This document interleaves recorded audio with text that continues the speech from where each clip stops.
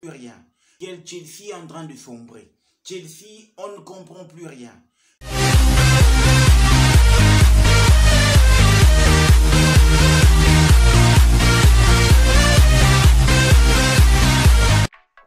Salut les gars, bienvenue dans le temple du spectacle. Allez, c'est parti. Aujourd'hui, on va voir les raisons pour lesquelles Chelsea est en train de sombrer. Chelsea, on ne comprend plus rien. Hier, ils ont encore été tapés, ils ont été tabassés par Fulham dans le jeu, dans le pressing, dans tout ce qui va avec. Les gars, bienvenue dans le temple du spectacle. On va décortiquer l'actualité qui rôde autour de Chelsea. On va commencer par le commencement. Les gars, ces derniers temps, quand on est fan de blues, comme moi, notre équipe est mal en point. Parce que quand on est fan de blues, il faut serrer les dents. Il faut serrer les dents parce que ce qui est sûr, c'est que on dort plus normalement. On dort avec le chagrin, on dort avec le souci, on dort avec le stress. On dirait que c'est la dépression. Parce que franchement, quand on sent qu'il y a d'un côté Arsenal qui mène le peloton en ce qui concerne le classement en première ligue, et que derrière, il y a Fulham, Tottenham qui sont devant vous, et que vous savez très bien que vous êtes le seul, n'est-ce pas, roi de Londres, ça fait mal. Ça fait mal, je vous assure les gars, ça fait mal. Moi par exemple, ça me fait mal. Ah, ces derniers temps, ça me fait mal. On va commencer par le commencement, d'accord? Pourquoi Chelsea est en train de sombrer? Pourquoi Chelsea n'arrive pas à récolter les résultats qu'il fallait? Pourquoi Chelsea n'arrive pas à aligner des victoires? Pourquoi Chelsea n'arrive pas à décoller? Pourquoi Chelsea n'arrive pas à aller de l'avant? Les gars, tout commence en mai, tout commence en février 2022. Au moment où un monsieur du nom de Poutine, il se décide, n'est-ce pas, de bombarder, de larguer des bombes dans le pays voisin qu'est l'Ukraine. Un peu de la politique, vous inquiétez pas, on va revenir. C'est à partir de ce moment-là que le problème de Chelsea commence. Pourquoi? Parce qu'il y avait déjà une brouille entre la Russie et le Royaume-Uni. Parce que les Russes se retrouvaient comme étant des personnes non grata sur le sol britannique. C'est là que les choses ont commencé à tourner au vinaigre pour Chelsea. Il y a un certain monsieur du nom de Roman Abramovich, le gars, le propriétaire de Chelsea à l'époque. C'est son club, son patrimoine. Il aime Chelsea de tout son cœur. Il a investi depuis 2000, les années 2000, depuis 2002, 2003. Il a tellement investi. Il a investi son argent, son âme à l'intérieur de Chelsea. Le gars, on l'oblige soit de vendre Chelsea, soit de quitter le lieu. Alors, à ce moment-là, on a commencé par geler, n'est-ce pas, tous les avoirs de l'équipe de Chelsea. Parce que, de prime abord, c'était pas un problème politique. Mais comme le propriétaire de Chelsea, c'était quelqu'un qui avait la nationalité russe, ils ont profité de l'occasion. Quand je dis il, le gouvernement britannique a profité de l'occasion pour saisir, pour geler tous les comptes de Chelsea. On s'est retrouvé à la rue. C'est là que les problèmes ont commencé.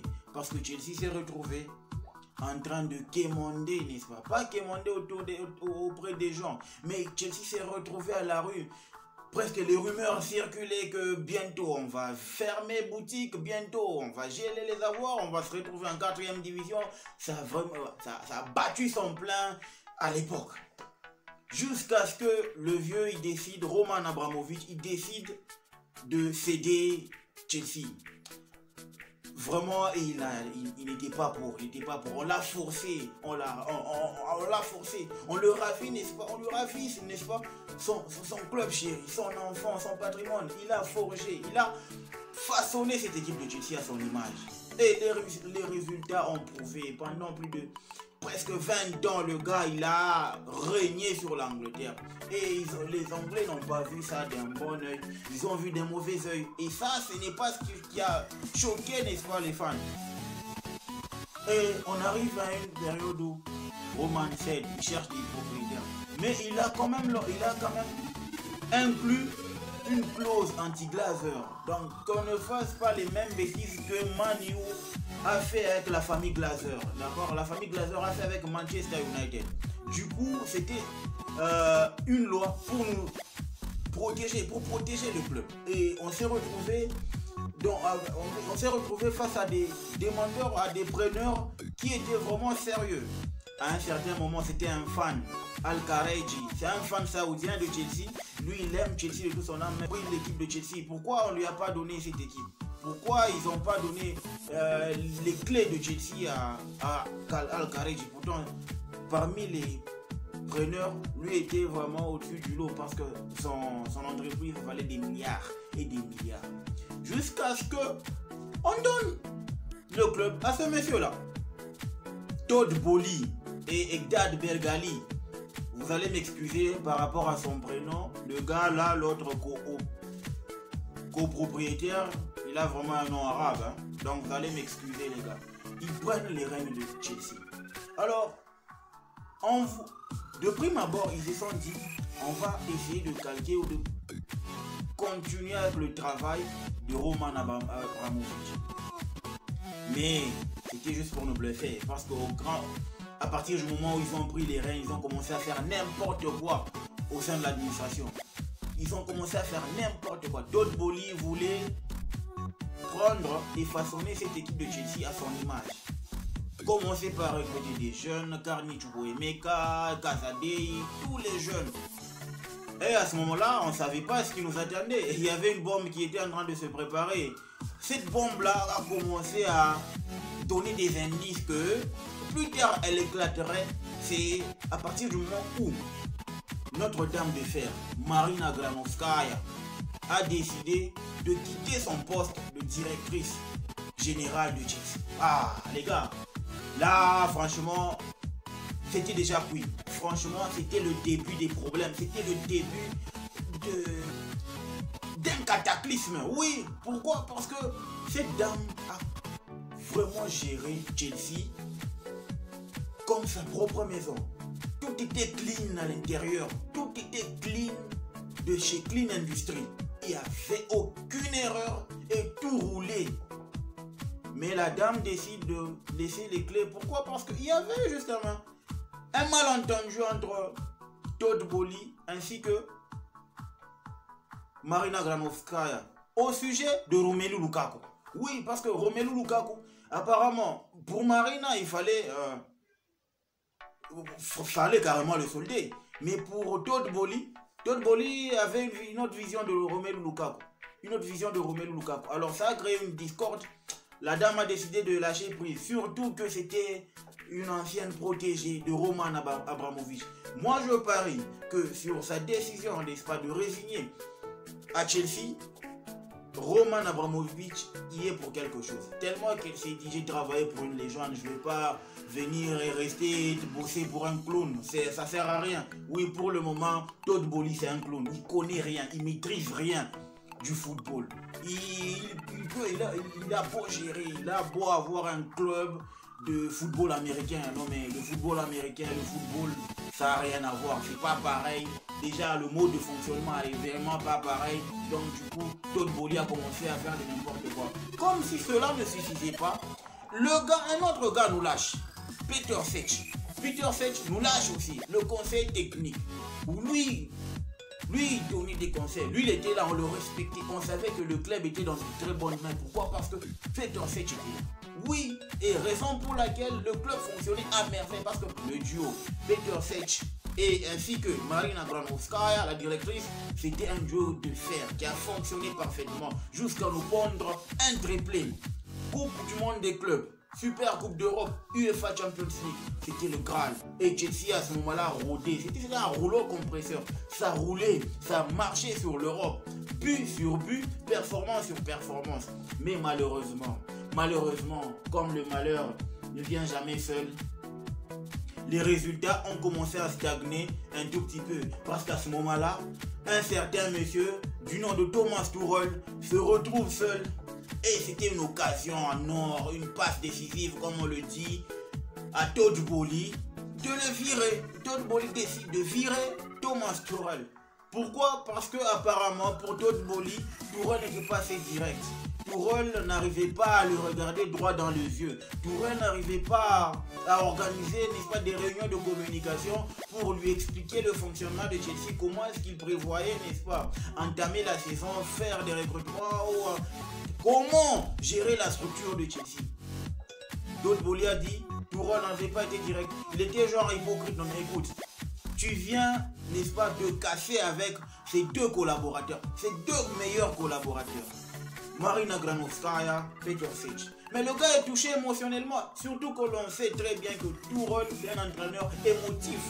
Oui, à partir du moment où il s'énerve, tout part en cacahuète. C'est sûr, tout part en cacahuète. Et c'est ce qui a vraiment plombé les réseaux. C'est là que la descente aux enfers a commencé. D'un moment à l'autre, boum, on fait une piètre performance, n'est-ce pas, du côté du Dynamo Zagreb.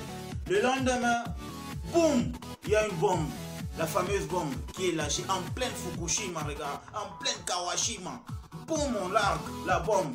Boum, c'est Thomas Tuchel qui se fait virer. Waouh. J'étais choqué à mort, je me suis dit, non mais sérieusement, Todd Boehly vient de virer l'un des meilleurs entraîneurs du monde. L'un des meilleurs entraîneurs du monde. Il n'y avait pas meilleur sur le marché. Surtout que tu avais Zidane, qui était aux abonnés absents. Zidane préféré son année sabbatique. Mauricio Pochettino, qui n'était pas vraiment en bon terme, qui est arrivé, n'est-ce pas, avec un travail mitigé à Tottenham, du Paris Saint-Germain. On arrive, n'est-ce pas, à avoir un entraîneur. Et ils ont misé sur qui? Ils ont allé chercher l'oncle d'Harry Potter. Grand Potter. Non mais sérieux, sérieusement, c'est vrai. Sur le plan tactique, travail, le gars a fait un travail remarquable avec Chelsea, avec Brighton. Oui, on a loué son football. Guardiola a vraiment loué son football. Guardiola a fait des éloges sur cet entraîneur. Toute l'Angleterre, n'est-ce pas, se plier pour dire que non, voilà, on a trouvé notre Guardiola à nous, notre Mourinho à nous. C'est une symbiose de Mourinho, de Guardiola en même temps. Il est intelligent, basta et tout ce qui va avec. Todd Boehly tombe dans les pièges. Tombe dans les pièges de savoir que non, cet entraîneur il est là, il va donner et boum, on est là, on se retrouve, il engage Todd Boehly comme si cela ne suffisait pas. Non mais depuis que moi je suis un fan de football, je n'ai jamais vu un club donner un contrat de 5 ans, 5 saisons à un entraîneur. Oui, vous pouvez me dire qu'on est en train de miser sur du long terme, mais un entraîneur c'est 2 ou 3. C'est là que j'ai su que ce gars, peu importe les bêtises qu'il fera avec cette équipe de Chelsea, il sera toujours soutenu par cette direction, dirigée par Todd Boehly et Dad, le copropriétaire. Oui, c'est à partir de ce moment-là. Et surtout, Todd Boehly se décide de nommer. À partir du moment où il se décide de nommer tout grand Potter. Potter, il est là, il nous a bluffé. Il a commencé avec son football. Un miracle. Il avait trouvé Chelsea au fond du trou. 2 points et bon dernier dans son groupe de l'UEFA Champions League. Le gars, il vient, il relève le défi. Boum, il sort premier. Il tape l'AC Milan. Il tape Red Bull Salzbourg. Il tape, n'est-ce pas, Dynamo Zagreb. On dit voilà, olé, campion, c'est bon, on a trouvé notre entraîneur. Mais boum, les choses ont commencé à s'empirer. On a directement su que cette équipe de Chelsea était, n'est-ce pas, avait une dépendance totale de ces deux latéraux, Ben Chilwell ainsi que Reece James. Oui, on l'a su. Parce que à partir du moment où Chilwell a commencé par se blesser d'un côté et Reece qui suit de l'autre, ça commence à s'effriter. On commence à voir, n'est-ce pas, les limites de Graham Potter. On commence à voir les limites de Graham Potter. On commence à voir où est-ce que le gars il se limite.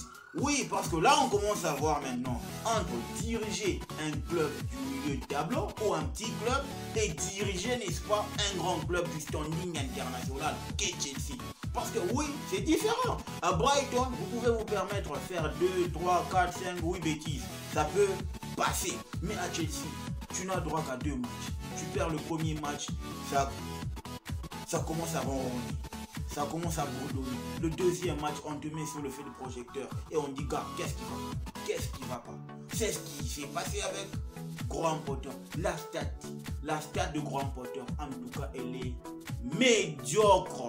Médiocre. Avec cet entraîneur, on va piquer des crises comme pas possible, je vous dis. Vous allez me dire, voilà, il est là, donne-lui du temps, il est là, il va travailler, il a des idées, il a l'éthique de travail, c'est un bosseur, etc. Non mais sérieux les gars, on parle de Chelsea, on ne parle pas de Wolverhampton, on ne parle pas d'Arsenal, qui est un petit club, on ne parle pas de Fulham, on parle de Chelsea, le club le plus titré de Londres en termes de coupes européennes, 2 Ligues Europa, 2 Super Coupes, 2 Coupes de Coupes, 2 UEFA Champions League. Ça fait 8 titres, n'est-ce pas? En rajoutant aussi des Super Coupes, 2 Super... minimum, on a 12 titres mondiaux. Et vous me dites que Chelsea, c'est vraiment un club à comparer avec Arsenal? Non mais sérieux, Chelsea c'est un plus grand club. Je peux exagérer pour dire... En tout cas, il n'y a que Man U et Liverpool qui mangent à la table de Chelsea. Il n'y a pas de débat. Man City ne fait pas le poids, Arsenal ne fait pas le poids. Les autres, Tottenham, n'en parlons même pas. Mais là, franchement, on parle de l'équipe de Chelsea. Avec Graham Potter qui est en train de plomber. Donc, on n'est pas à l'époque où on pouvait donner 6 saisons à Sir Alex Ferguson. Non, on n'est plus à cette époque. Le football est révolu. Le football est ultra moderne. Parce que imagine si une équipe comme Nottingham Forest te tape. Une équipe comme Brentford tape Liverpool. Il n'y a plus de petites équipes. Donc, toutes les équipes sont en train de se mettre au diapason, question de rivaliser avec le grand. Et donner aujourd'hui, n'est-ce pas, du temps à Graham Potter, c'est risqué et c'est nous permettre d'aller droit vers la Championship. Là, ça va être misérable. Surtout que on va compter sur quel joueur? Parce que je ne vois pas, n'est-ce pas, Joao Félix accepter d'aller faire la Championship. Je ne le vois pas. Bon, d'un côté, on va pas être très dur envers Potter parce que le gars, sincèrement, il est en train de marcher sur le feu. Oui, parce que tu as pratiquement une équipe type. Tous titulaires qui sont blessés. Tous les gars sont blessés à Chelsea. Et c'est vraiment pas de bol pour lui. Parce que c'est là qu'on va savoir que, sérieusement, gérer un club comme Chelsea, ce n'est pas donné à tout le monde. Mais heureusement que ça a tiré vraiment une sonnette d'alarme dans les oreilles, n'est-ce pas, de nos propriétaires. Voilà, Todd Boehly vient de lancer ce matin, n'est-ce pas, un appel parce qu'ils vont revoir, n'est-ce pas, le département médical pour savoir qu'est-ce qui ne va pas. Pourquoi est-ce qu'on n'est pas au diapason de Manchester City, d'Arsenal, de Liverpool et tout ce qui va avec et qu'on stagne toujours en matière médicale? Ils vont essayer de revoir ce département-là, question d'apporter du sang neuf et permettre, n'est-ce pas, à cette équipe de rehausser, d'aller de l'avant, permettre à cette équipe de Chelsea de rayonner encore parce qu'ils ont aussi, ça leur fait mal hein, parce que de voir, vous voyez, vous prenez un club qui régnait, un club qui faisait peur et vous vous retrouvez à lutter pour la Championship. C'est là en total, c'est la loose. Bon les gars, dites-moi ce que vous en pensez en commentaire. Tout d'abord, n'oubliez pas de vous abonner, partagez les vidéos, parlez aux fans des Blues que le Blues est là. On est là, remplissez l'arena. Nous on va remplir notre Stamford Bridge. Il est là, on va le remplir. Bon les gars, ciao et à la prochaine.